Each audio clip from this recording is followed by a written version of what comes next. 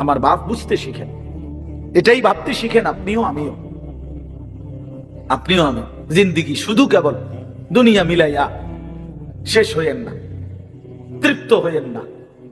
বারবার জীবনে কতবার বলছি আপনাদেরকে, জিন্দিগি শুধু দুনিয়া মিলাইয়া খাইয়া পয়রা ভালো আছেন, এটার নাম জীবন না।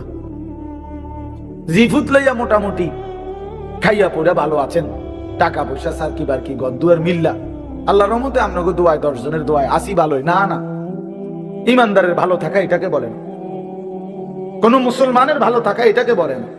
বরং জিফুত বউ বাচ্চা লইয়া নামাজ রোজা জিকির কোরআন তিলাওয়াত আল্লাহর ইবাদত শরীয়তের হুকুম লইয়া মাইনা ভালো আছি, এটা বললে কিছু তৃপ্তি হইতে পারে।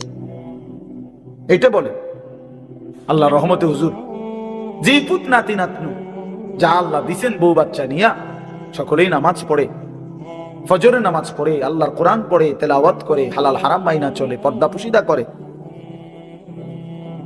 এটা যদি বলতে পারেন তো আলহামদুলিল্লাহ।